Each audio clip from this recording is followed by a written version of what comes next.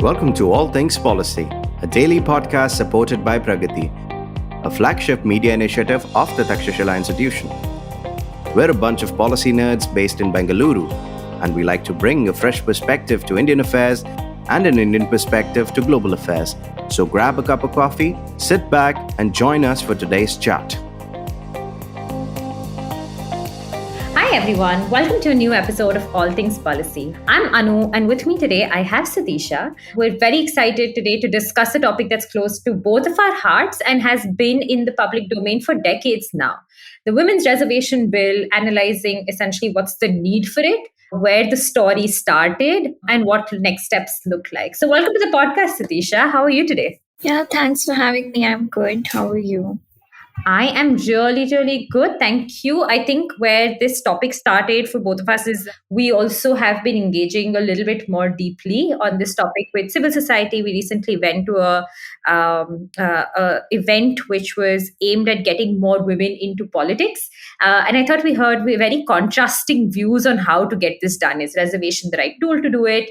Or are there other methodologies? Is something women essentially holding women back?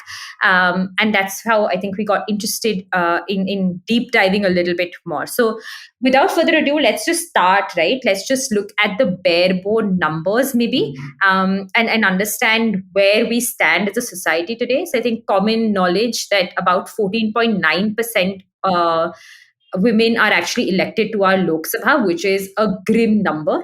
And India ranks 144 out of 193 countries in representation of women in parliament, according to the Interparliamentary Union's latest report. And we fall far behind our neighbors like Bangladesh, Pakistan, and Nepal as well. In fact, even the recent Gujarat and Himachal Pradesh assembly elections, we saw really dismal numbers for women legislators, which is about, I think, 8% in Gujarat, and Himachal, with literally every second voter is female, has only one woman elected out of the 68 members. So it is a sobering number, and given that 50% of the population, as I think everyone knows, is women. Let's just start with examining why this is a worrying picture, and what is the role of women in politics today? Why should we be worried about these numbers? So, Disha, do you want to talk about that, maybe? Yeah, so I'll just give a bit of a holistic introduction. So the Women's Reservation Bill was introduced in the Rajya Sabha in 2008, and it was passed in 2010.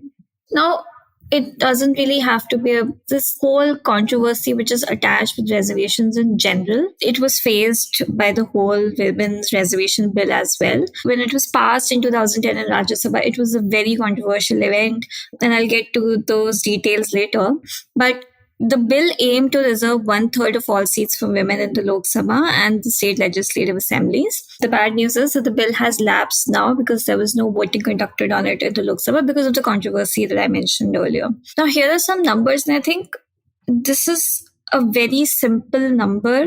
It's a very basic number, and that's all we need to know about why we need women's reservation in India in politics. So Lok Sabha and Rajya Sabha together have a capacity of 776 members, out of which only 102 are women right now. That's around 13%. And the worst part is that this number is actually better than what we used to have before. But it's worse than 179 countries, according to the Hindu. So I don't even want to go into state-wise data. This union data that exists right now paints a good picture of why we need more women in politics.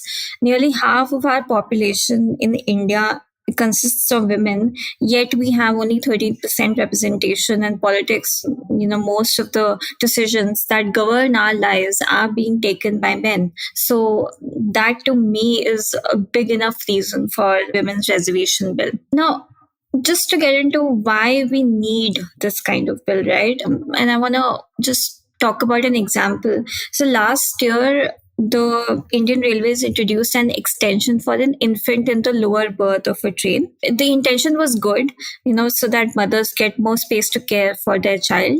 But everybody commented on it that a mother would never keep her child outside of the berth on the outer side. She will always keep the child at the inner side for more safety. And a lot of the talks that I saw was this is what happens when men make decisions which govern women's lives. So I wanted to use that example to kind of bring this point that the intention can be great. I don't want to say that men are incapable of making decisions for women, but they can't empathize with the problems that we face on a daily basis. And it needs a woman to actually understand the kind of decisions that are being made and give her input, so that when the decision finally comes to us, when it starts governing our lives, it actually makes a positive impact. And the fact that women are not voluntarily maybe opting for politics, or the fact that they lack the mobility or the independence or the freedom to get into these positions of political power, we need to reserve seats so that at least we can start from there, and then we can make changes later, right? So this is a bit of a holistic introduction that I think I can give for this whole reservation bill. Yeah, that's very interesting. And I know that the bill was passed in the Rajya Sabha in the past decade or so, right? But I think the bill has actually been introduced multiple times over the years, right? It started in 1996, which is over 2 decades. And oftentimes, I think the bill wasn't able to pass because there was no majority. But today, we do have a majority government, and we still are unable to get this bill through, right? So there's been a lot of, in fact, though, I think this was part of manifestos of both prominent parties at the national party level in 2019 elections as well, because there was a demand for it from civil society, and therefore it was seen as something that must be addressed, right? So clearly the people want this, clearly there's a need for this, clearly this is going to be a way for us to get to that next step of meaningful representation. But let's talk about why we need women in politics as well. What happens when we get that meaningful representation, right? What happens when women actually come to power? So let's just address why we think having more women in power is important as well.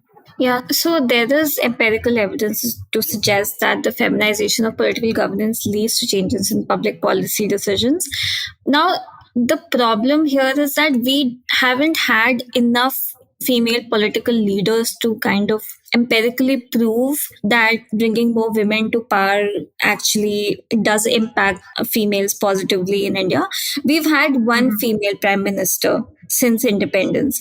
Right now, out of all the CMs, we have one female CM in West Bengal. So there's no ability for us to capture data that can properly prove that indeed having more women politicians can have a positive impact. But we do have data when we go lower in this entire hierarchy, when we go to the rural settings, for example, because of reservation for women in panchayat, we are getting more and more female panchayat leaders.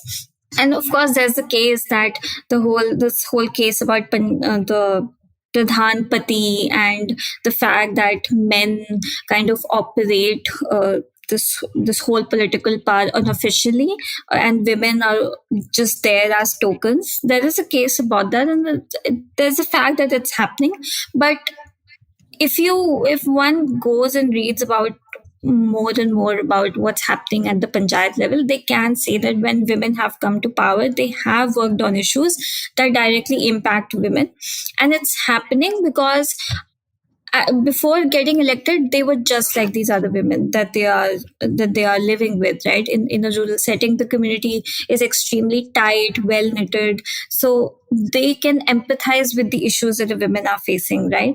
So when they are coming to power, they are focusing on issues that directly impact women. So one of them could be that getting more girls to get educated, right? Even though there are government schools present in rural settings, parents do not have the incentives to send their female child to those schools, even though the education is free. But when women come to power, they are encouraging their peers to send their girls to government schools and get them educated. This is also why we are seeing a drop in the women's labor force participation as well, because more and more women in India are getting educated. So this is why we have a U-shaped recovery, and this has happened because we have more women in power at the panchayat level in a rural setting.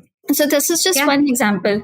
Women in rural India suffer through a lot of issues. They suffer through issues such as not having a proper toilet, not having social mobility, right? They can't go here and there without their husband's permission, or the fact that they do not have the right kind of safety to travel alone. They can't go long distances.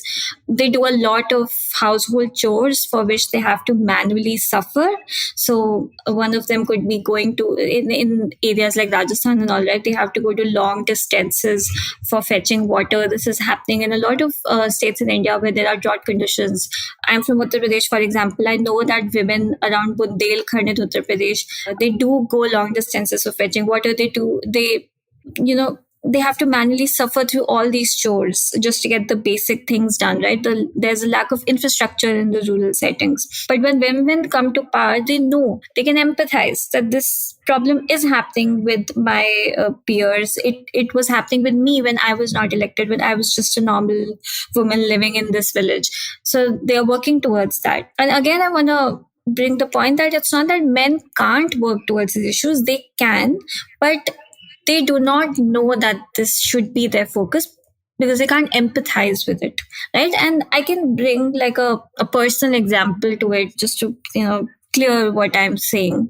So the workplace that I work in right now, the head of the office is a female, and she makes sure that in any event, women are not doing these things. The women are not serving the people food and all that. Women are not hosting events. So just general things that women just have to do in an office. And it's happened to me also when I used to work in a rural setting in my first job. During lunch hours, I was just expected to lay out the lunch for everyone, right? Just women just have to do these chores even in an office. And this is not something men understand because they have not experienced that firsthand. And it can only change when there are more women leaders in those positions, helping other women and inspiring other women. You mentioned a point about the fact that the reservation for women can bring those women into power, but then what happens? What I believe is that, let's say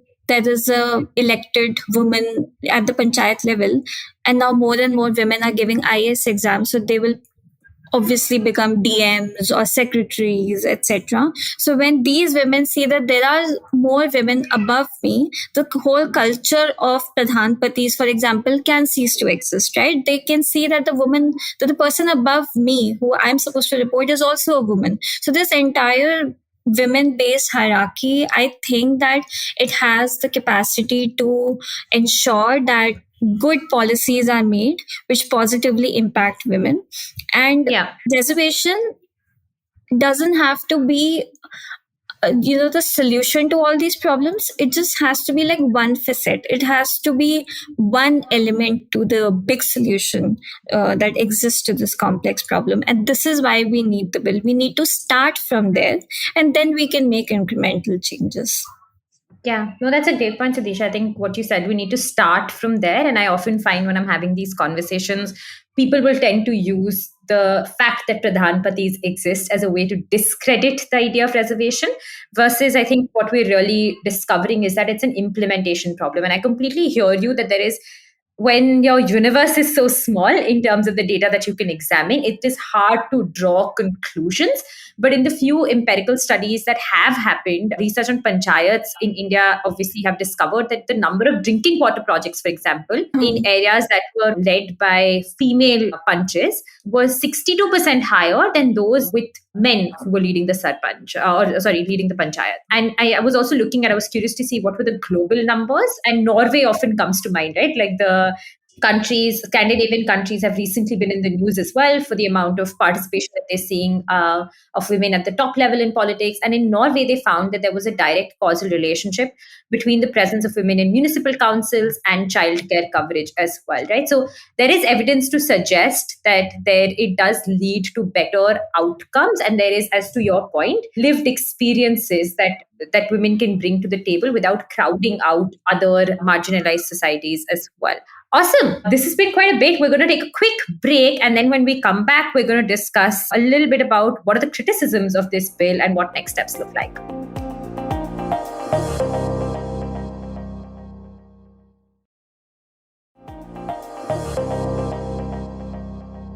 All right, welcome back, everyone. I think when we were discussing this last, we'd established how it is crucial to have women in politics, how reservation is going to be one facet.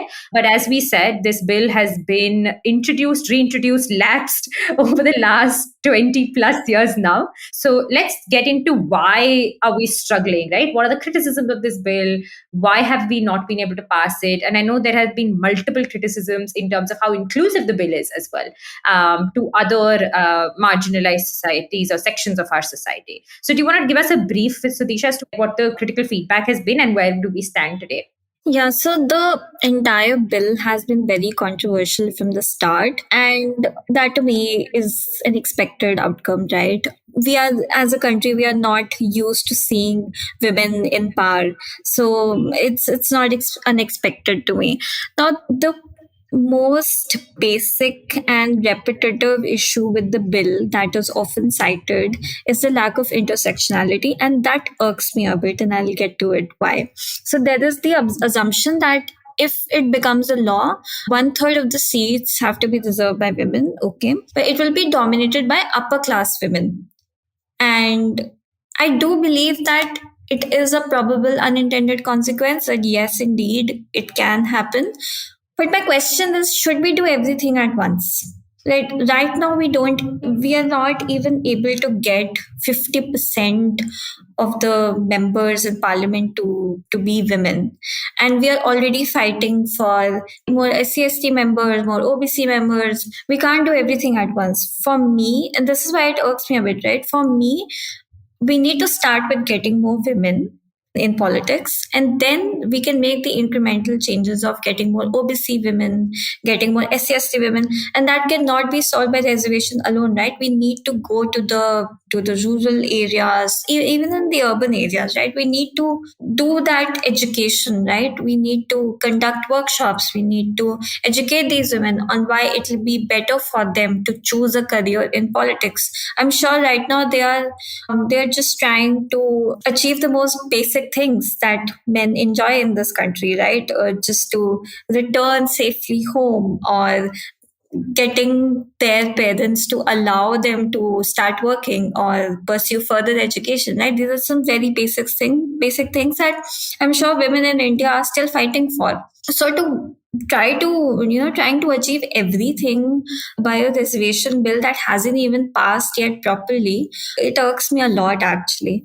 The second thing is that there is an assumption that by doing this, women can be reduced to merely being tokens in the parliament, put to power just for the sake of it. I agree with this assumption also, that yes, of course, there is a chance, and we see it all the time, right? In teams, one woman is there just as a token. But I do believe that along with implementing the bill, like I said, if we also educate women, conduct proper workshops, make more efforts to ensure that women voluntarily participate more and more in politics, I do think that the reservation can be a good thing.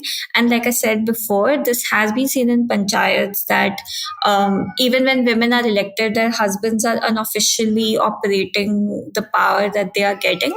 But it has changed gradually. Women, more and more, they are voluntarily taking up the option to run for panchayat elections, or when they come to power, they're making the effort to learn the political process and kind of run the whole political process in the village and make sure that positive changes are made in the villages that they govern. So I do think that gradually that can improve, but it can start with a reservation bill wherein a few seats can be reserved for women, and it can be ensured that even if women are sitting as tokens there, they should be there at least.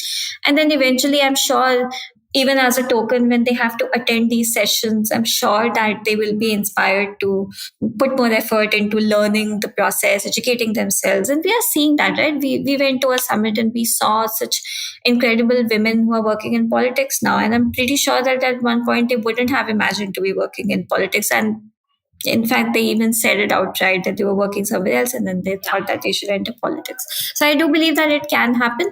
They just need to be in a position where they can imagine that it's possible, and that this bill can do. I think And this No, sorry, I just want to add. I think understand your point of view on the intersectionality of it all. And I think that was the major criticism in 1996 when the bill first came out. I don't fully agree that this is not something that we should look to solve all at once, because I think the fact that women are having to face this issue, given the systemic biases that they've faced, right? If we take the same approach as everyone else has done, I don't think we're going to get further. Having said that, I do believe in 2008, the bill was already amended to say one third of the seats would be reserved for SC/ST candidates. There is talk of course, OBC candidates as well. And I think one of the other criticisms of the bill has been that, to your point, that people will only have women as an option, right? Which might be in some senses, and I'm doing heavy air quotes as I say this, suboptimal,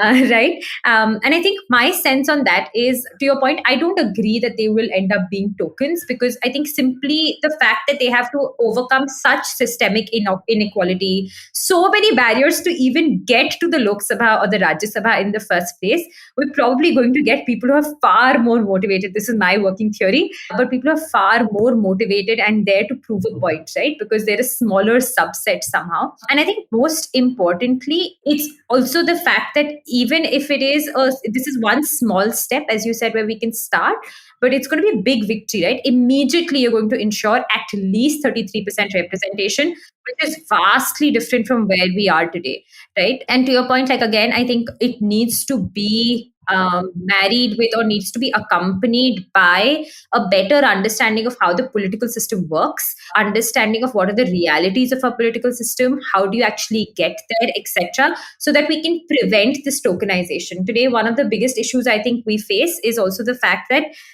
there is very little induction into the system for women, even to get to your understanding or to get to a ticket at a party level, right? You have to run through the hoops, and you need to do, it's an off chance that you're going to get it, right? So I think better support at a ground level is probably crucial as well, so that we can make sure that once they do get there, they are equally empowered and have the same access to information as well. One last point that I wanted to make was also the fact that some people have argued that it would kind of, perpetuate an unequal status, because there's apparently or there is some sense of meritocracy that they would like to maintain, and this could be seen as deterrent from that. And I think that, to that point, again, I believe that, there is a larger issue of electoral reform that we need to think about, in terms of how do we ensure that we're creating a pipeline of women who are able to get there and actually compete on merit, so as to say, and ensure that we have amazing leaders that we're incubating at a younger stage as well.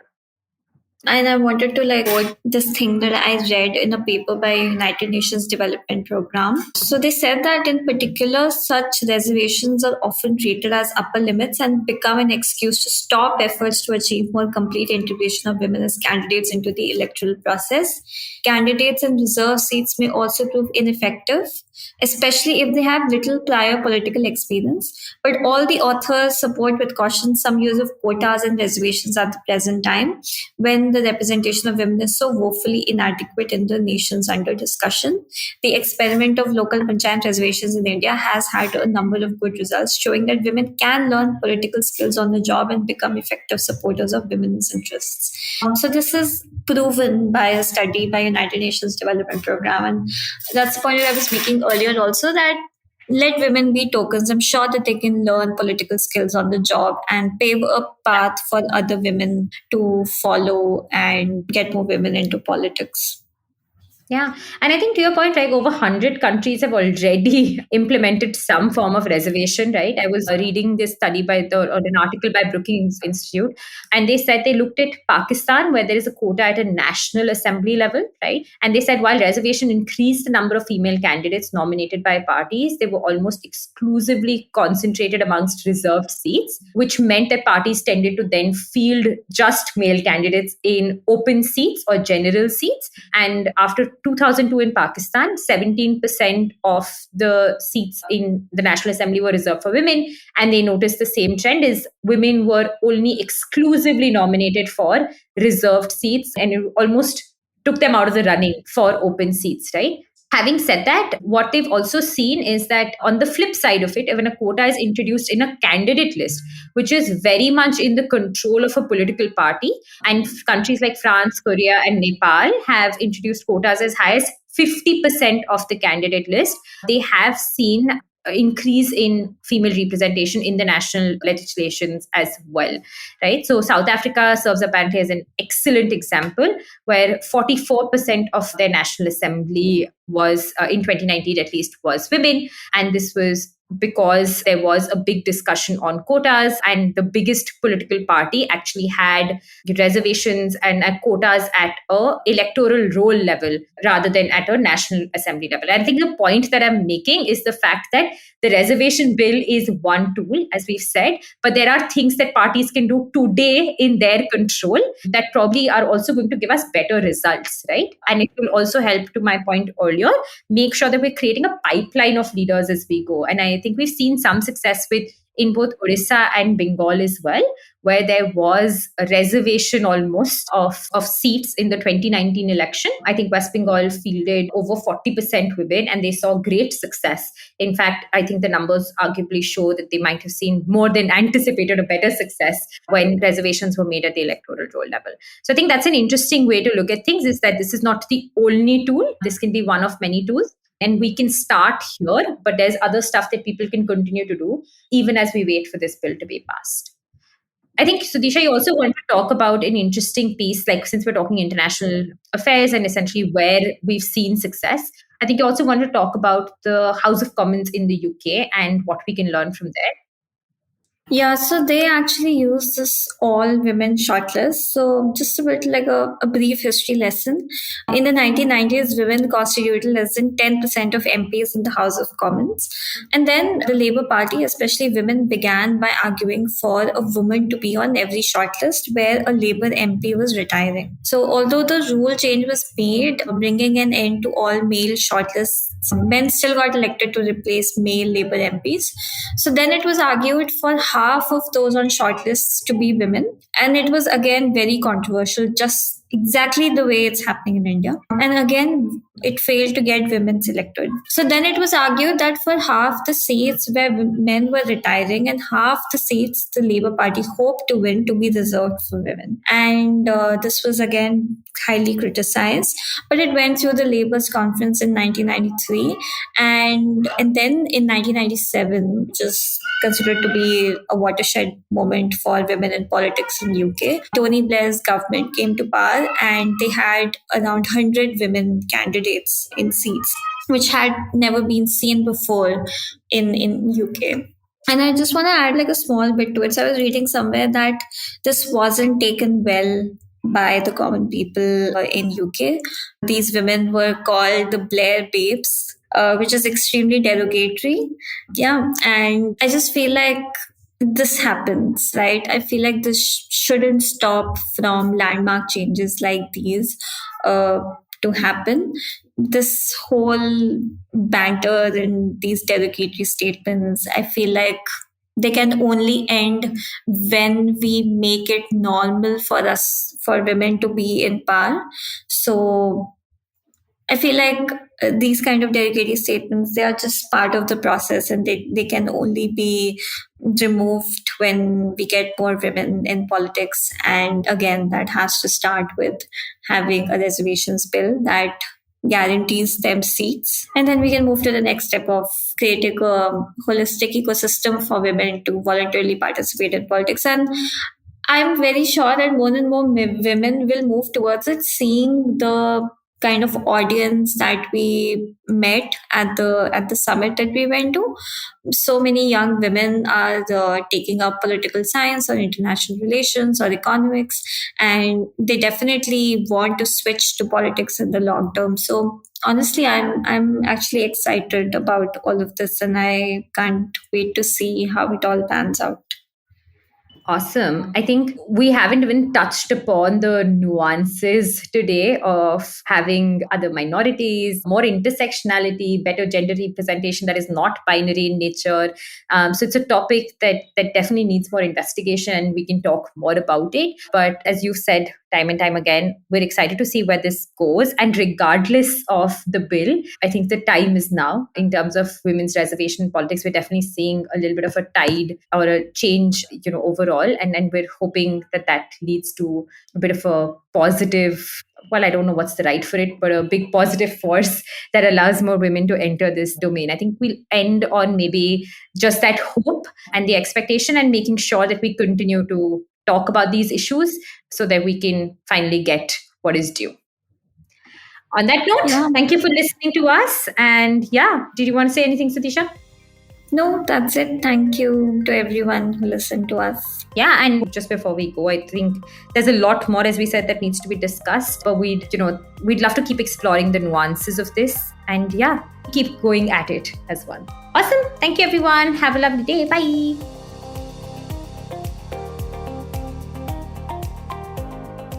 If you liked our show, don't forget to check out other interesting podcasts on the IVM network. You can tune into them on the IVM Podcast app, ivmpodcast.com, or wherever you listen to your podcasts. You can also follow IVM on social media. The handle is @IVM Podcasts on Twitter, Facebook, and Instagram. And hey, if you'd like to dive into Takshashila's research on technology, strategy, and economic affairs, check us out at our Twitter handle @TakshashilaINST or our website takshashila.org.in.